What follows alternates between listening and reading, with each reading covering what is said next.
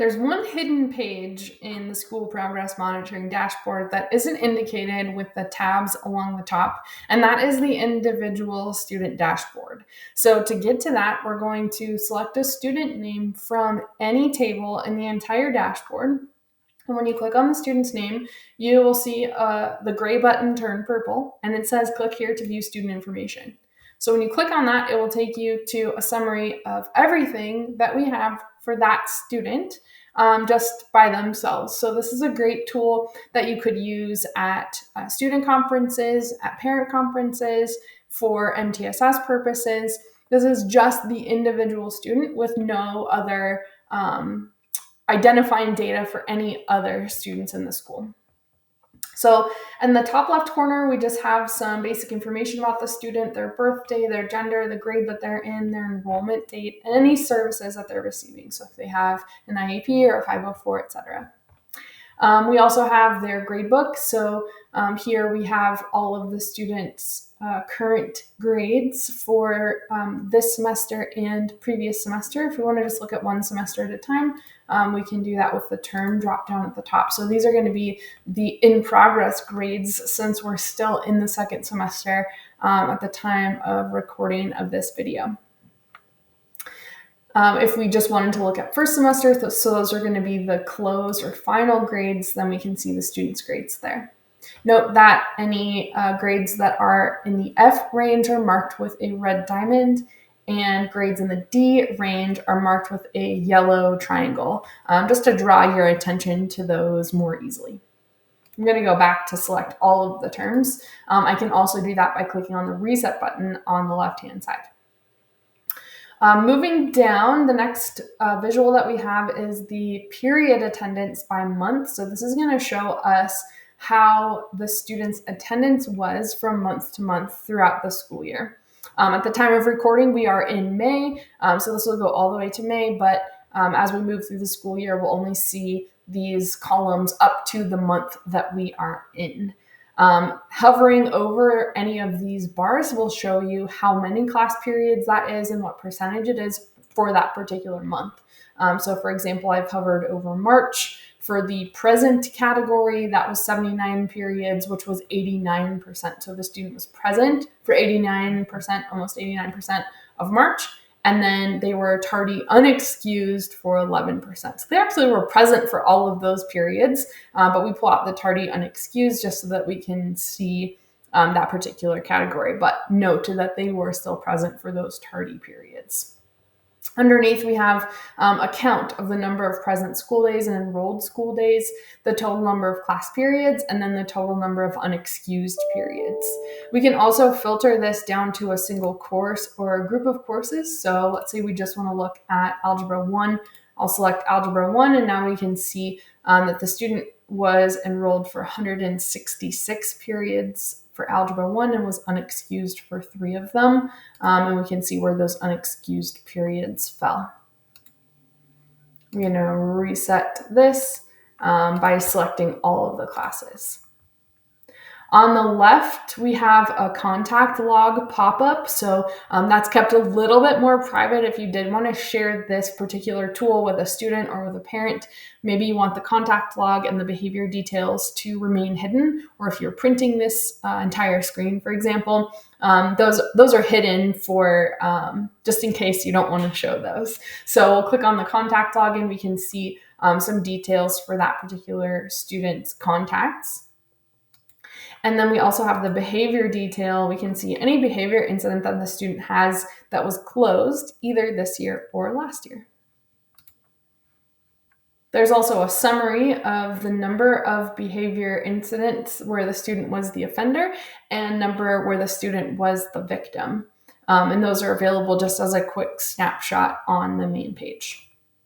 We'll keep scrolling down. We have IEP accommodations. At the time of this recording, the only plan accommodations and plan details that we have are those IEP classroom accommodations. So that's what you'll see there. Our team is in the process of getting more data around more plans, so stay tuned for a future release of this dashboard to have more of those details. Beside that, we have an attendance calendar that shows us which classes the student had which attendance type. So we had looked at some of those unexcused tardies, and we can see that that's that purple color. We can see where those occur, and I'm noticing that for the most part, it's in that English language arts class. So maybe a little bit of a pattern kind of standing out there. I also see that maybe like this week in particular, there were a lot of unexcused tardies and unexcused absences. We can scroll through the previous months to see if there were maybe some other trends or other relationships that we might notice, ways that we can continue supporting that student. I'm going to keep scrolling down, and we start to get into the assessments. So we have CMAS scores from the previous spring and the spring before. So this is going back 2 school years. And we can see the student's percentile, their performance level, and the date they took that assessment. Then we can continue scrolling down and we see the MAP assessment. So the student exceeded expectations on CMAS. They have high and high average on their MAP assessments. And these are by default sorted by date. You can choose however you want to sort those.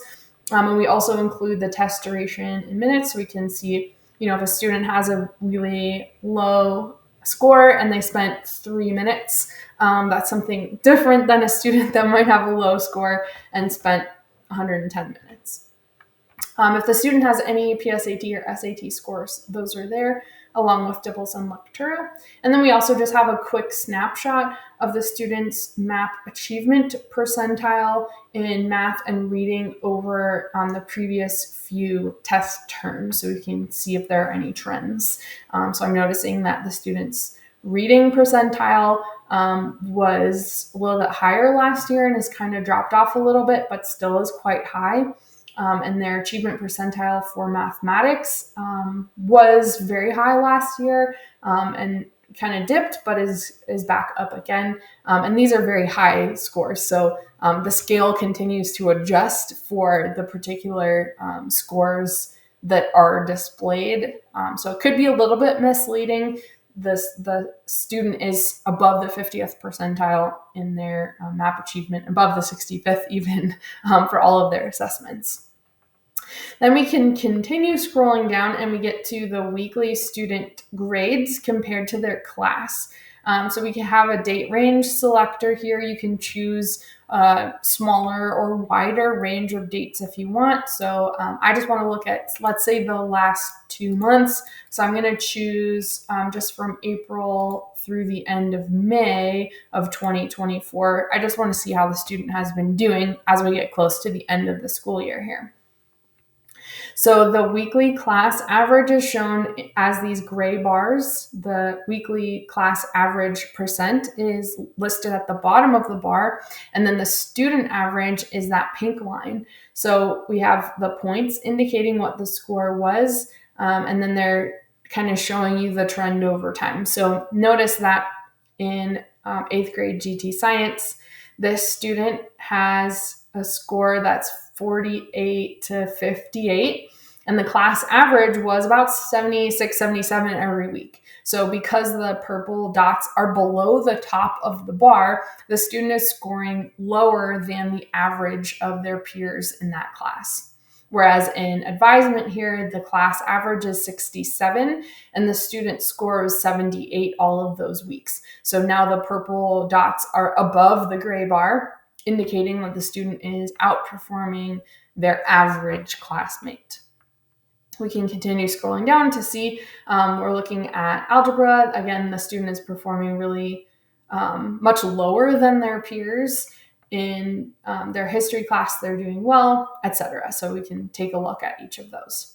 So that's the student page. If you wanted to share this with students or parents as a printed version, you do have the option to print screen, and I'll show you how to do that. So I'm going to escape out of this full screen here, and I'm going to select, I'm in Google Chrome. I'm going to select print. You can also hold Control and press P, And you can see here, there's a picture of me on there because we took a screenshot, but you can see that there is the entire dashboard that you have the option to print if you would like to. So you can kind of adjust the settings, whether you want it to take up a full page, etc. I'm going to cancel that. That's the student page. To return to the list of students, we want to click that back arrow, not the browser back button, but the back arrow on the dashboard itself. So in the top left corner, there's that left pointing arrow, and that's going to take you back to the student page that you had come from. So then you could choose a different student and navigate to that student's individual dashboard if you wanted to do so. So again, we're not using the browser back button. We're staying within the dashboard and just clicking on that back arrow. And that is our student page. So that's it. Thanks for watching, and hopefully this was helpful.